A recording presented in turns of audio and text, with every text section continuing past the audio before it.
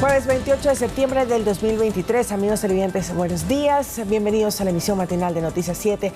Como siempre los invitamos para que nos sigan a través del telégrafo.com.es, en ecuadortv.es, además en el dial de Pública FM y a través de nuestras redes sociales. Compañeros, buenos días. Hola, ¿qué tal? Meche, Lautaro, muy buenos días, gracias por sintonizarnos como siempre a esta hora de la mañana, no solo a través de Ecuador TV, sino también a través de Pública FM. Y estaremos conversando sobre lo que dijo ayer el presidente Guillermo Lasso respecto de este supuesto atentado a la viuda de Fernando Villavicencio. Más adelante lo estaremos detallando y además ocurrió algo singular esta madrugada. Lauta, se ha llamado ya o se ha pedido prisión preventiva para 2 vocales del Consejo de la Judicatura. Así es, compañeras, primero muy buenos días. Buenos días. Saludo a la gente.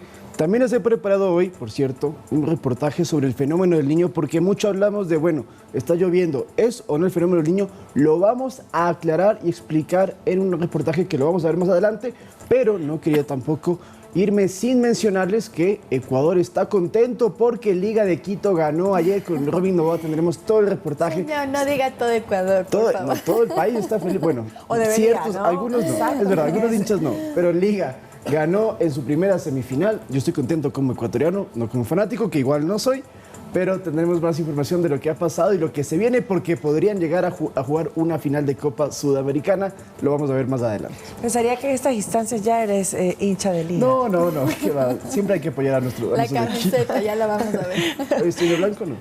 7 de la mañana, 3 minutos. Vamos con la información, amigos.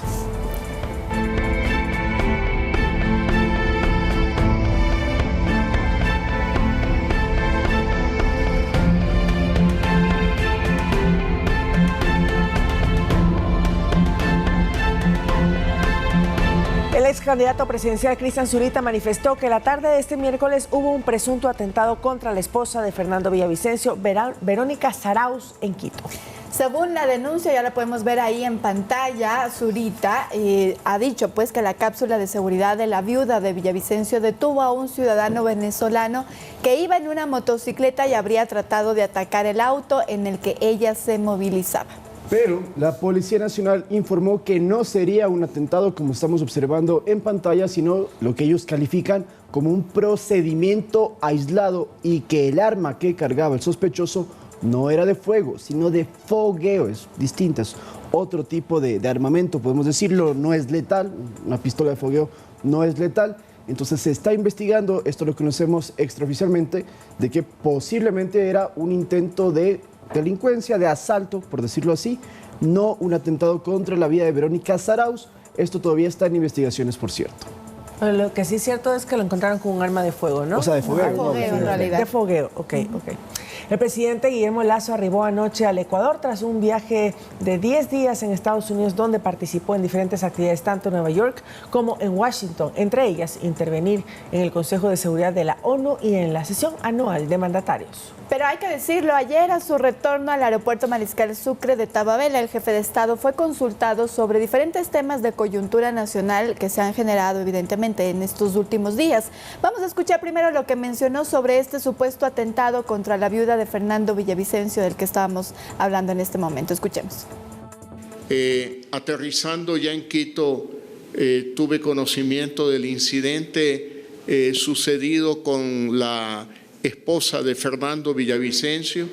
He hablado con el ministro del Interior y ya el general Herrera de la Policía Nacional hará un pronunciamiento público sobre los detalles de los hechos que se tratan muy probablemente de algún acto delictivo, sin duda alguna, pero voy a dejar que el general Herrera de la Policía Nacional haga declaraciones sobre los detalles.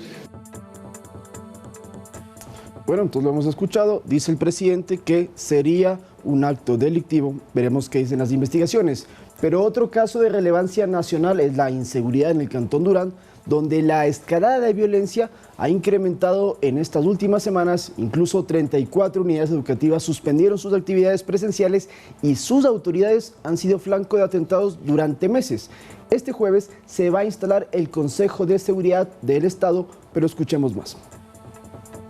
Lo que creo es que una persona que sienta lo que dice el policía debe recurrir a la fiscalía y decir, se ha producido este hecho, tal día, tal hora, tal persona es responsable, y que la fiscalía lleve a cabo una investigación. No se puede simplemente decir y nada más. Yo creo que eso es importante en Ecuador y espero que el policía proceda de esa manera, vaya a la fiscalía y denuncie qué tipo de presiones y quiénes son los responsables de esa presión, qué le dijeron, qué le exigieron, qué le ofrecieron. Todos esos detalles son fundamentales que los diga.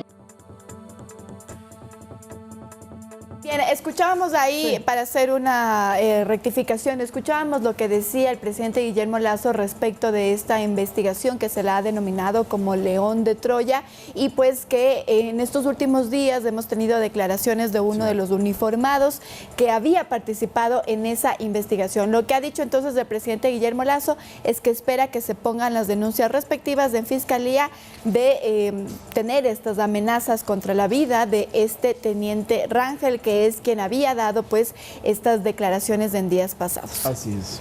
Vamos a ver entonces y vamos a escuchar las declaraciones del presidente Lasso con respecto a lo que ocurre en el Cantón Durán. Hemos estado monitoreando la situación, haciendo varias coordinaciones, buscando más apoyo internacional. La seguridad de las familias ecuatorianas ha sido uno de los puntos relevantes de este viaje porque es una prioridad para nosotros.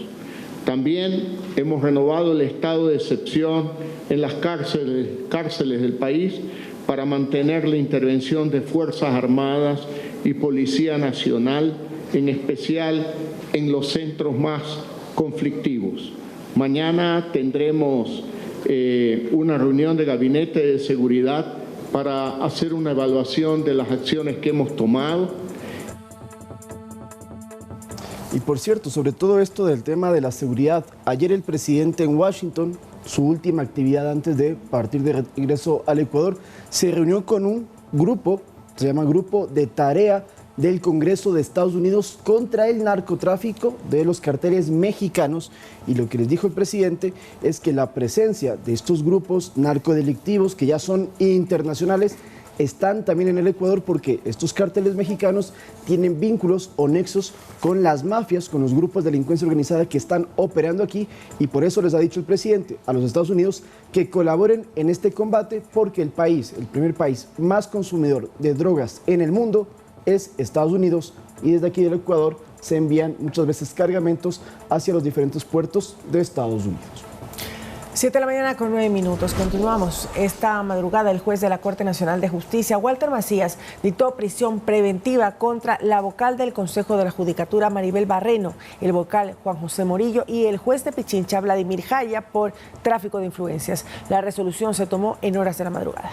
Así es, pero más temprano la Fiscalía había solicitado que se llame a juicio a estos dos vocales después de que el juez Walter Macías declaró válido lo actuado en el proceso por presunto tráfico de influencias que se sigue en su contra. Ustedes recordarán entonces que estos dos jueces estuvieron involucrados en lo que se le investigó a la expresidenta de la Asamblea Nacional, Guadalupe Llori, y pues por eso entonces se los estaba investigando por tráfico de influencias. Tenemos un reporte preparado de nuestro compañero Edison Saavedra que nos cuenta y nos hace un recuento, valga la redundancia, de lo que ocurrió la tarde de ayer. Veamos. En este caso, la quinta fue la vencida, pues finalmente en la Corte Nacional de Justicia se logró instalar la audiencia preparatoria de juicio en contra de dos vocales de la Judicatura y un juez provincial. En la primera parte de la audiencia, los abogados de los procesados solicitaron al juez Walter Macías se declare la nulidad del actuado. Específicamente, el defensor del vocal Juan José Morillo aseguró que la Fiscalía habría cerrado el expediente antes de los 80 días del plazo de la instrucción fiscal. Es imperativo que no podía cerrar si estaban con diligencias pendientes. Y si usted revisa el impulso fiscal de 6 de septiembre, establece claramente que había cerrado la instrucción fiscal y no puede atender varios pedidos. La defensa de Morillo también argumentó que habían solicitado pericias a un audio presentado como pruebas para ver si no fue manipulado, y finalmente pidió que el caso vuelva al 15 de agosto del 2023, cuando fue cerrado, para que se practiquen las diligencias que no se hicieron. Se solicitó que se establezca si la transcripción del contenido de la información constante en el celular se puede hacer sin la aplicación de la técnica para mejoramiento de audios. Eso nunca fue despachado, señor juez. De su parte, el abogado de la vocal Barreno alegó la nulidad del caso porque en la audiencia en la que se recibió el testimonio anticipado de la jueza no hubo la presencia de la defensa particular de la vocal. Si es que el testimonio anticipado, si es una audiencia, con el mismo argumento de fiscalía y el nuestro, el proceso es nulo. Tras esto, el juez Macías se tomó varias horas para deliberar los pedidos, pero finalmente decidió declarar válido lo actuado. Acto seguido, la fiscalía emitió su dictamen acusatorio contra Maribel Barreno y Juan José Morillo. A ambos se los acusa en calidad de coautores del delito de tráfico de influencias. Tercero, Vladimir Gonzalo Alberto Jaya Flor, a él se le establece una acusación en calidad de cómplice. Según la teoría de fiscalía, los vocales convocaron al juez Osejo para que falle a favor de Guadalupe Llori, quien interpuso una acción de protección para no perder la presidencia de la Asamblea, hechos en los que habría colaborado el juez provincial Vladimir Jaya. Además, señaló como agravante que quienes habrían influenciado al juez son las mismas autoridades de la Judicatura, para quienes solicitó se destituya de sus cargos y se emita una boleta de prisión preventiva para la vocal Barreno. Edison Saavedra, Noticias 7. Esto lo hemos seguido y cubierto también casi como una novela. Nuevamente, para recapitular lo que había dicho pues nuestro compañero Edison Saavedra. Ustedes recordarán cuando Guadalupe Llori fue destituida de su puesto como presidenta de la Asamblea Nacional. Ella puso una acción de protección para quedarse en el cargo y pues se filtró un supuesto audio en donde Guadalupe Llori conversaba pues supuestamente con estos dos vocales para poder mantenerse en la Asamblea Nacional. Ese audio fue revelado y por eso se inició esta investigación que ahora entonces pues ya vemos en donde se ha dictado prisión preventiva para estos dos vocales. Pero no solo eso, sino que también se ha dado medidas para pues precautelar la vida y la seguridad de la persona que reveló los audios que luego fueron filtrados y que fueron pues parte de esta investigación en la Fiscalía. Además, lo que se ha hecho es que se va a impedir que estos dos vocales sigan pues con este cargo que tenían en el Consejo de la Judicatura. Se les ha dado prohibición para continuar en ese cargo y pues eso es lo que veremos más adelante, si es que ya se ratifica entonces la prisión o una pena privativa de libertad para ellos, si es que se encuentra pues sus responsabilidades. Y ojo que no estamos hablando de cualquier funcionario público, son dos vocales del Consejo de la Judicatura, son autoridades de una institución importante dentro del Estado, importante dentro de la función judicial. No es que se están yendo contra cualquier otro funcionario, sino que son cabezas justamente del Consejo de la Judicatura, y la pena que ellos podrían recibir en el caso de que se confirme que cometieron una ilegalidad y se los sentencie sería de 3 a 5 años de cárcel. Pero dentro de esta situación, de todo lo que ocurre, recordemos también, y tuvimos aquí al juez Walter Macías, hay varios intentos de impedir que él lleve a cabo esta diligencia porque se le presentan diferentes recursos administrativos para suspenderlo, que lo han logrado inclusive. De hecho, esta semana se puso uno nuevo y con ello quieren evitar entonces que tanto Barreno como Morillo puedan ser sentenciados por este presunto caso de tráfico de influencias. No hay pronunciamiento hasta el momento de la Judicatura ni de Wilman Terán, su presidente. Y hay que recordar también, porque entonces nos remitimos al Consejo de la Judicatura y ese pleno que fue muy cuestionado, en donde incluso se decía que uno de los consejeros estaba en estado etílico y donde se destituyó al juez Walter Macías. Es ahí entonces donde se cerraría esto que yo llamo ya una novela. Vamos a ver entonces qué es lo que ocurre más adelante con esta investigación. Claro, porque Macías fue destituido y luego recuperó su cargo, hizo la audiencia la que acabamos de ver, y ahora quieren volver a poner un recurso similar para otra vez sacarlo de su puesto. Esto no sé cuándo va a terminar.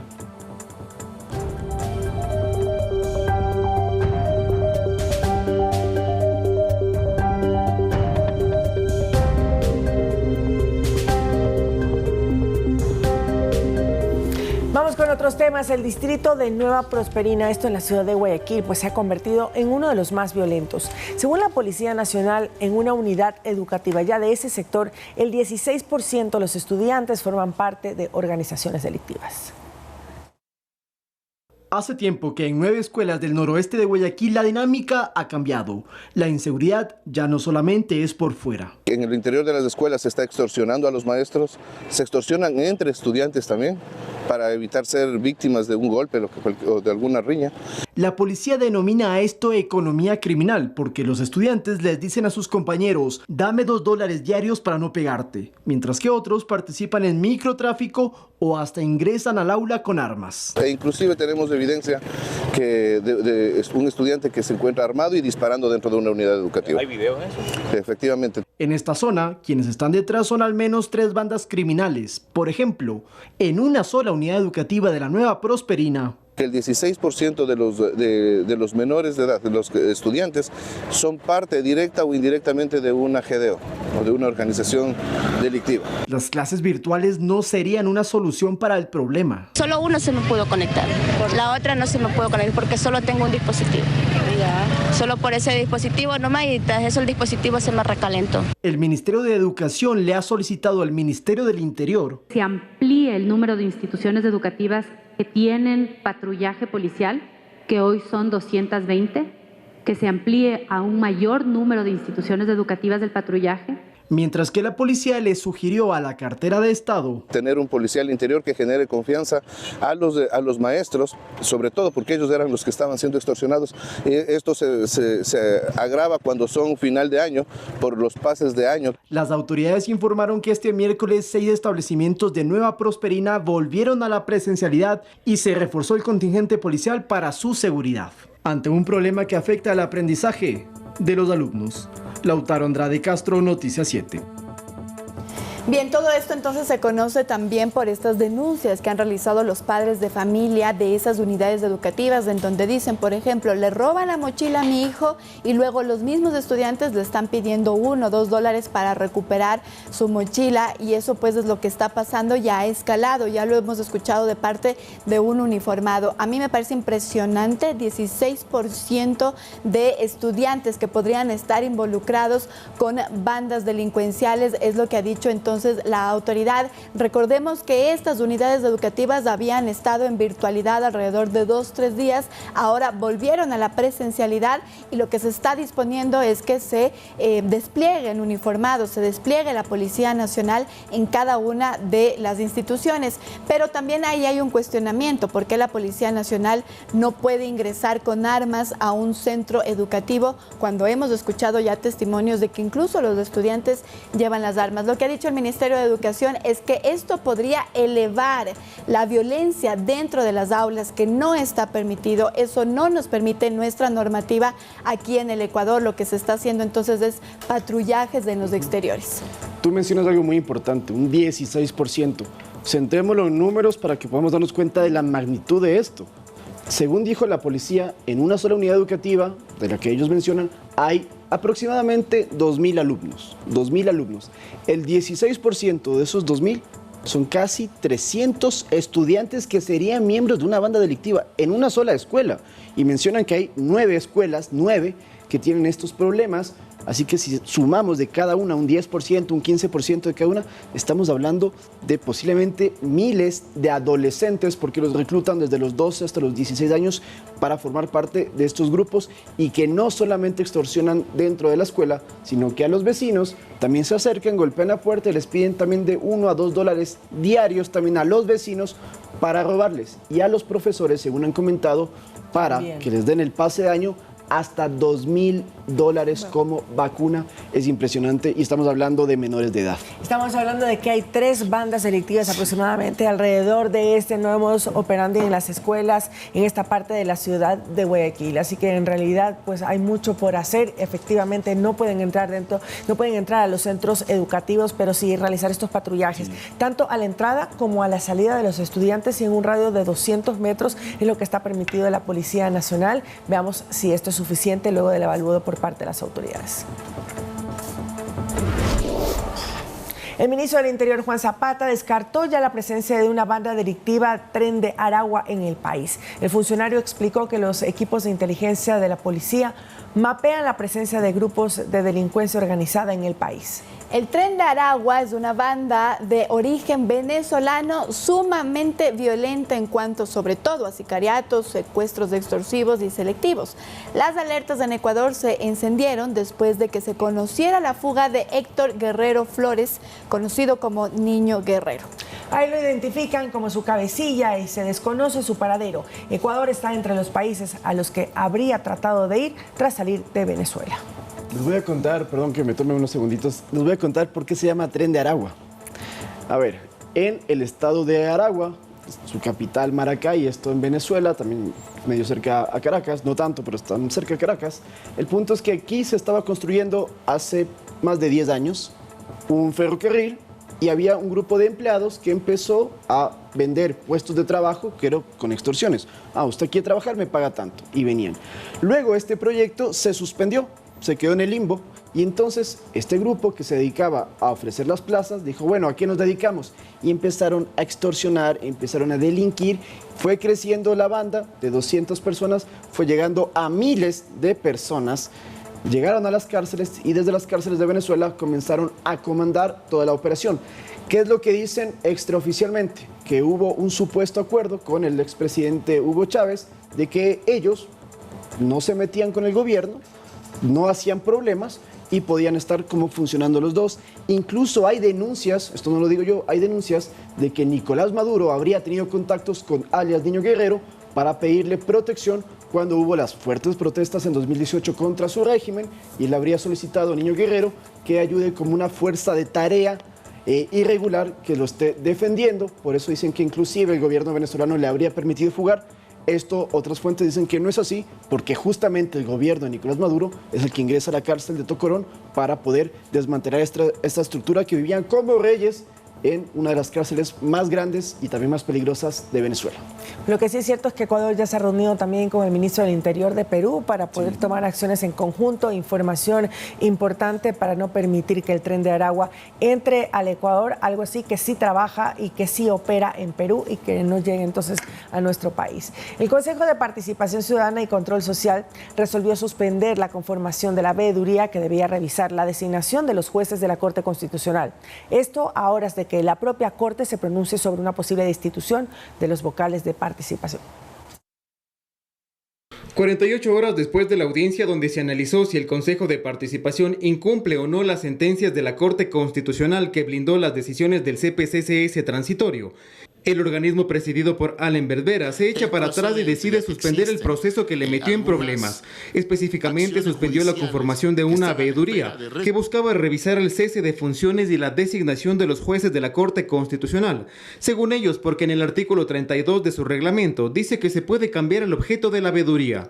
En este caso no se incurre ni en desacato, porque no se ha procedido a incumplir con la decisión del juez de Manabí. Esto bajo ninguna consideración, o peor aún, implica la infracción o incumplimiento de la sentencia o dictamen interpretativo de la Corte Constitucional.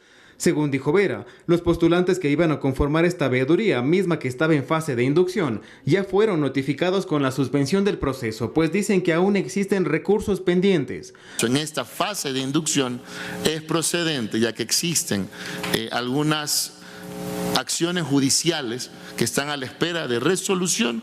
Este sí es el momento oportuno de suspenderlo. Vera se refiere a la apelación interpuesta ante el juez de Manabí, quien ordenó la veeduría, cuya audiencia será este viernes 29 de septiembre, y la decisión aún pendiente de la Corte Constitucional, que podría enviar a los consejeros de participación a su casa. Esta veeduría se ha tomado de manera unilateral. El presidente no ha sido responsable con esta sentencia. En esta audiencia, la fiscal general del Estado, Diana Salazar, pidió explícitamente la destitución de 4 consejeros. Allen Berbera, Sócrates Verduga, Daisy Saltos y Joana Verde Soto. Los magistrados de la Corte dieron 72 horas, que se cumplen este jueves 28 de septiembre, para que los involucrados justifiquen sus defensas. Y se espera que emitan una resolución en los próximos días. Edison Saavedra, Noticias 7. Bien, vamos con otros temas. El gobierno de Estados Unidos solicitó a la Corte de Miami la inclusión de nuevas pruebas contra el excontralor Carlos Pollitt, quien está investigado en ese país por el delito de lavado de dinero. Andrea.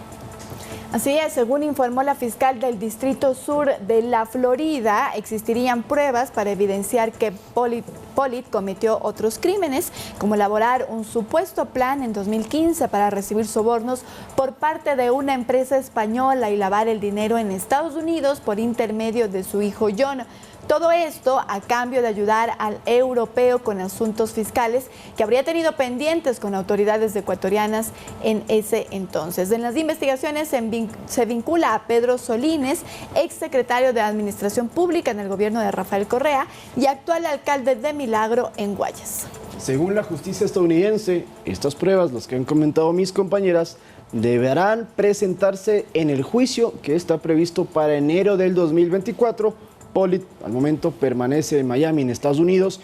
Inclusive él tiene nacionalidad italiana y se había especulado en su momento que él quería irse a Europa para evitar que lo capture la justicia estadounidense, lo cual finalmente sí sucedió. Y Pollitt también es un conocido prófugo del Ecuador porque está involucrado y sentenciado en el caso Odebrecht también de corrupción. Es decir, en el periodo, la década anterior, que él estaba como contralor en el Estado, habría generado varios actos de corrupción, tanto en el país como lavando dinero en los Estados Unidos. Por eso es que lo buscan allá, porque el dinero ilícito de acá se lo llevaban para allá. Tiene 6 cargos en los Estados Unidos, imagínense ustedes. 13 millones de dólares de fianzas, lo que le decían. Imagínate cuánto debió haber robado, supuestamente, para usar bien el término jurídico, para que le digan, bueno, la fianza que sea de 13 millones.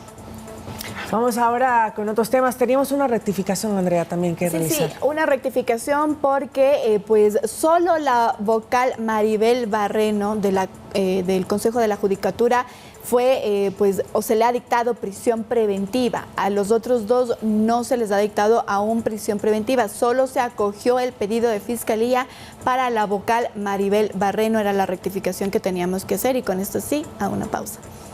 Vamos a una pausa, 7 de la mañana, 28 minutos y regresamos con más información. Estamos de regreso con más información, 7 de la mañana con 30 minutos y bueno, hemos tenido varias lluvias recientes en la sierra y esto pues plantea la incógnita si es que es el fenómeno del Niño o si forma parte de alguna estación lluviosa que ya tiene que empezar aquí en la sierra. Tenemos cuáles son las conclusiones por parte de también los expertos a continuación. En las próximas semanas va a llover, pero si usted vive en la sierra, no se olvide que las precipitaciones siempre caen en esta época. Toda la sierra ecuatoriana empieza su estación de lluvias a partir del mes de octubre. Así que las lluvias que vayamos a tener también en la parte de la zona austral serán incididas por condiciones de estacionalidad, más no por eventos del Niño. Porque el fenómeno del Niño, que por cierto ya está activo en el país, donde provoca aguaceros anticipados es en la región costa, según explica el INAMI. En condiciones normales, las lluvias empiezan en el mes de diciembre, en condiciones normales. Ahora con el evento del Niño lo que se podría esperar es que exista un adelanto en el tema de las precipitaciones. Posiblemente a partir del mes de noviembre se empiezan a presentar los eventos de precipitación. En el litoral estábamos acostumbrados a que septiembre fuese frío y no con temperaturas de hasta 35 grados como se han registrado en los últimos días. Esto sí es un efecto directo del fenómeno del Niño por el calentamiento del océano.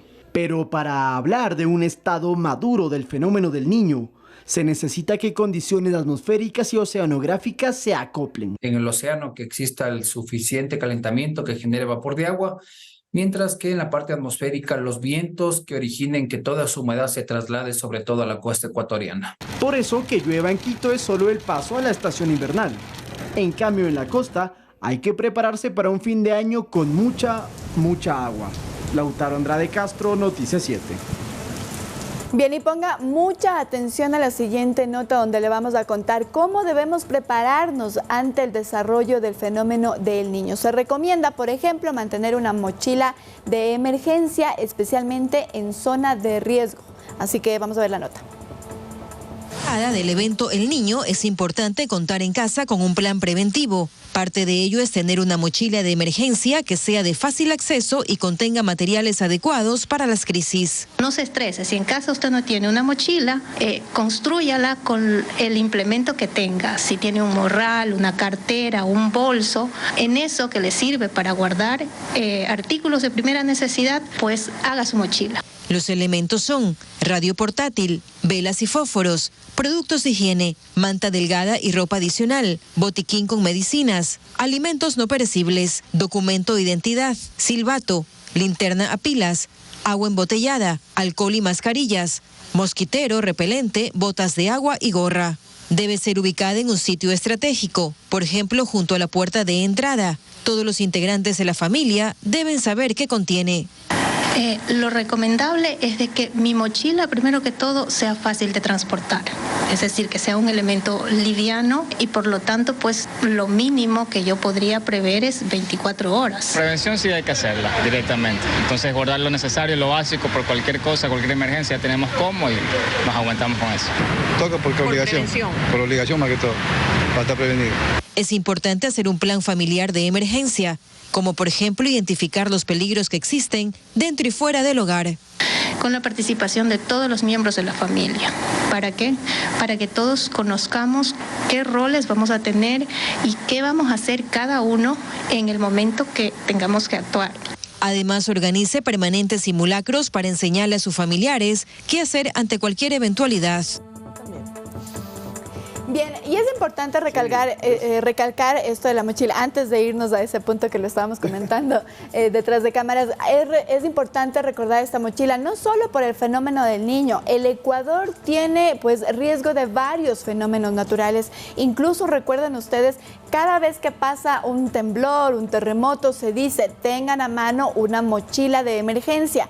Por los volcanes que tenemos activos, tengan a mano una mochila de emergencia, porque esto es tan importante. Y lo que conversábamos hace poco, ahí veíamos una de las recomendaciones es llevar una radio.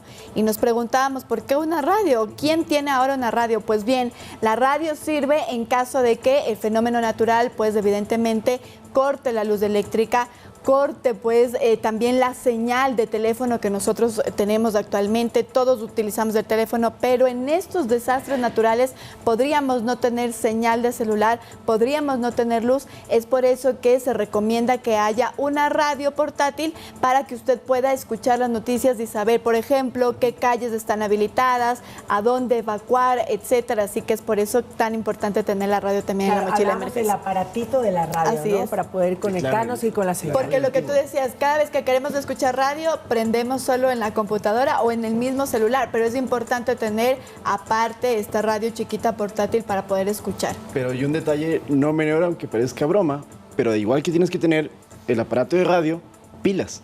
Claro. Porque si no, no va a funcionar. Entonces, ojo, que es algo muy serio. O sea, usted guarde su radio y con pilas, tanto para esa como de repuesto, porque se van a terminar. Hoy en día nos hemos acostumbrado a que solamente necesitamos un dispositivo móvil y lo cargamos en cualquier enchufe, pero y hace algunos años todavía se utilizaban las pilas justamente para este tema de los artefactos electrónicos que curiosamente ya se han ido acabando. Por eso es que decimos ya nadie... ya han de haber escuchado la radio. Muy poco, te soy sincero, muy poco, pero es muy bueno, sirve mucho y también reiteramos el mensaje, usted tiene que mapear dónde vive. Por ejemplo, si su casa está cerca a algún río, sepa que si llueve muy fuerte, ese río va a crecer y esto va a generar una inundación mucho más grande en la costa ecuatoriana, que es donde va a verse afectada o impactada directamente por el fenómeno del Niño, que insistimos, ya empezó.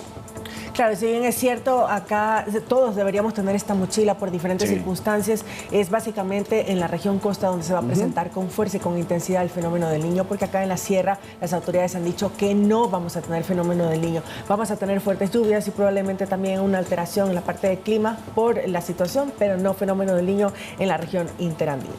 7 de la mañana con 37 minutos, tenemos más para ustedes para ayudar a los posibles damnificados por el fenómeno del Niño. Precisamente, Ban Ecuador implementó una línea de crédito de prevención en la que se flexibilizan los plazos de pago. El gobierno implementa este tipo de acciones para que los productores puedan financiar labores de contingencia en sus unidades productivas.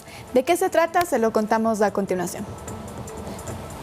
¿Sabía que el arroz, maíz duro, azúcar, aceite de palma y banano son parte de la producción que podría verse afectada con la presencia del fenómeno del Niño? Y es que el impacto de este evento climático se estima afecte a 945.000 hectáreas de cultivos. Esto equivale al 44% de la superficie agrícola del país, lo que generaría una pérdida superior a los 1.800 millones de dólares. A ello se suma otro sector productivo afectado, el ganadero, pues entre bovinos, aves y cerdos se estima que las pérdidas superen los 271 millones de dólares.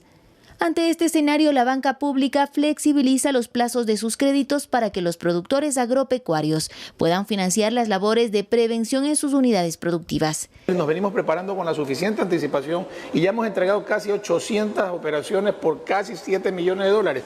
Esta flexibilización está dirigida a créditos de hasta 150.000 dólares para capital de trabajo y activo fijo, los cuales contarán con plazos de pago de 3 y 10 años, así como periodos de gracia de 1 y 3 años respectivamente.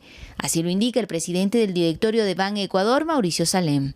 Que básicamente es dirigida a que se drenen canales, se hagan muros de contención, la gente pueda prepararse a aquellos sectores que tengan más exposición. Esta es una vía paralela a las demás líneas de crédito que tenemos prácticamente definido tiempos, no puede demorar más de una semana entre que ingresan los papeles completos hasta que se desembolsa la operación. Presentando su cédula de identidad y papeleta de votación, así como una planilla de un servicio básico, podrá preguntar o solicitar más información sobre este crédito.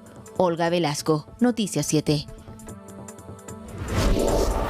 Vamos con más información. Las exportaciones no petroleras, como por ejemplo flores y camarón, han tenido un incremento importante en los últimos meses. Este último producto alcanzó los 4.397 millones de dólares, superando al petróleo.